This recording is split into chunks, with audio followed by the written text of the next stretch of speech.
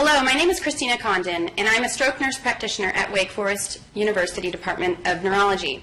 I am also a lead APP in the development of the COMPASS intervention model. Today we are going to discuss home health and outpatient therapy partnerships and how we integrate post-acute care across the continuum. There are key elements that I'm going to discuss with you today.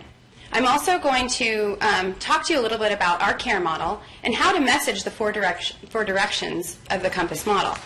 To understand these key aspects of the intervention and what is involved in the e-care plan, I'm going to walk you through exactly what will happen to our patients who are enrolled in the COMPASS study. Here are some key elements involved in the COMPASS model. We really need to make sure we know our patient and their goals for recovery, independence, and health. One patient's goals might be returning back to work, where another patient might just want to go to church on Sunday with their grandchildren. We need to be hopeful and positive. Patients can get better and recover, but through these four directions of the COMPASS model needed for patients to find their way forward. We cannot forget the caregiver. We need to communicate and connect patients and caregiver to the appropriate healthcare teams and community partners. And we always want to make sure that we use positive coaching for self-management. So here is the COMPASS model in helping patients understand our key messages. I'm going to briefly go over this slide, but we'll go into detail later. We want patients to know their numbers. We want them to be engaged in their mind and body. And we ask them, we will help them with support and community partners and resources. And we will also help them make lifestyle choices and the willingness to manage their own medications. So if you don't already know, COMPASS stands for Comprehensive Post-Acute Stroke Services. The goal of COMPASS is to help patients and families find the way forward to optimal recovery, independence, and health. So we are truly a team-based approach to help stroke patients after their discharge.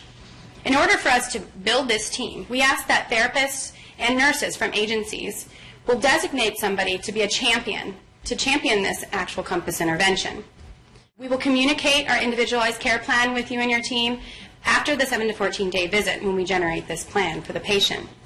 We will also be providing the home health agency and outpatient therapist a checklist, which we will go over in detail later. And in order for us to communicate, we always want to make sure that our agencies have a running list of our COMPASS patients. With these measures and our partnerships, we can provide superior post-acute care for patients discharged home. This is an example of our checklist that I was describing that we will go over. So let's now discuss the actual care model itself. So here are just a couple key touch points of our intervention. First, the patient will be seen by the PAC, or the Post-Acute Nurse Coordinator, before patient's discharge. They will receive a call from the PAC 2 days after discharge, and they will see the PAC and the APP at the post-acute stroke clinic visit 7 to 14 days after discharge. And then they will receive a call from the PAC at 30 and 60 days after discharge. This is a visual chart which shows how the COMPASS model works. The e-care plan is generated across 4 directions of messaging, and referrals are made to appropriate health teams and community partners. So let me walk you through an experience with a COMPASS patient. The patient will be enrolled in the hospital. They will begin some preliminary questions with a series and receive a series of resources, such as a blood pressure log, COMPASS brochure, and they will get the contact information from the COMPASS team. Then the COMPASS patients will receive a 2-day phone call provided by the PAC. The 2-day call will allow the PAC to triage any concerns that the APP needs to know immediately. The PAC will be able to make sure that the 7 to 14-day clinic visit is established, see if there's any concerns with medications, or if the patient has any issues with seeing their primary care provider. They'll also be able to schedule any home health or outpatient therapy visits or establish referrals if something might have fallen through the cracks at discharge. They relay information back to the APP if there's any red flags or concerns. So at the 7 to 14-day visit, the PAC will perform an iPad-generated functional assessment, and the APP will perform their standard and systematic evaluation. So this iPad-generated assessment is also our functional assessment. It goes over all functional and social determinants of health for the patient and a caregiver that can help us be able to support the patient and the caregiver needs. This is going to be individualized and specific to the patient. Also during the visit, the APP will perform a standardized assessment systematically addressing several areas that may increase the patient's risk for readmission and or complications after stroke. In addition, the APP will provide stroke education and discuss stroke prevention. So here are some of the key areas that APP will focus on during their evaluation. These are all areas that are very important to the patient's recovery. The APP will take the iPad-generated assessment and combine this with their evaluation to generate an individualized e-care plan that is specific to the patient's goals and priorities for care. This care plan will generate referrals and needs. It will actually locate community resources that are within the distance in the county of the patient and or caregiver. Some community resources may be respite cares for the caregiver. It could also be mental health experts or any additional kind of community-based therapy programs. So this post-stroke, the functional assessment that we've been talking about on the iPad will trigger a stroke caregiver assessment to be completed based on certain responses from the stroke assessment. The PAC or the APP will be able to perform the stroke assessment, perform this actual caregiver assessment if needed.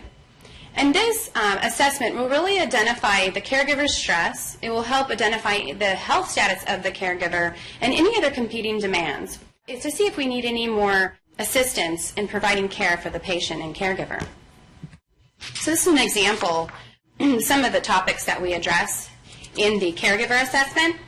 And it's a tool to help us understand what other needs we might need to help the caregiver with. And this is the default main messaging on the e-care plan. This default messaging will reinforce the 4 key directions and messaging for patients with numbers, engage, support, and willingness.